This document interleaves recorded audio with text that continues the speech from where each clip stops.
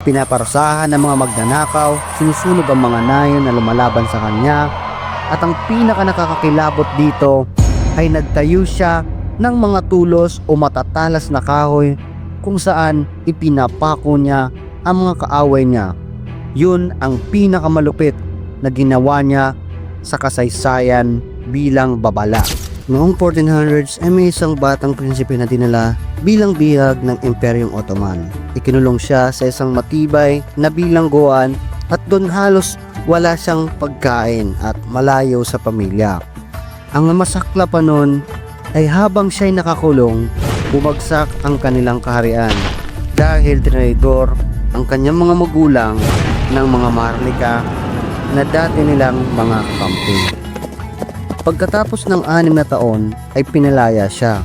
Bumalik siya sa kanilang bayan at muling naupo sa trono.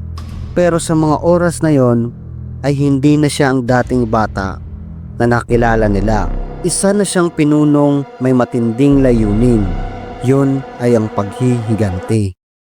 Unang hakbang na ginawa niya ay inanyayahan niya sa isang handaan ang mga taong nagtaksil sa kanila. Pagkatapos ng kasayahan ay pinaaresto niya lahat ang mga ito. Ginamit niya ang takot para mapanatili ang kaayusan. Ginagawa niya ito sa araw-araw niyang paghahari.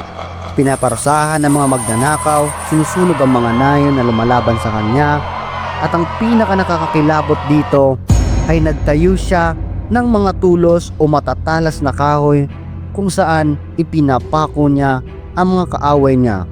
Yun ang pinakamalupit na ginawa niya sa kasaysayan bilang babala. Para sa ilan, siya ay bayani, pero para sa iba, siya ay halimaw. Kilala mo ba siya? Siya lang naman ay si Vlad.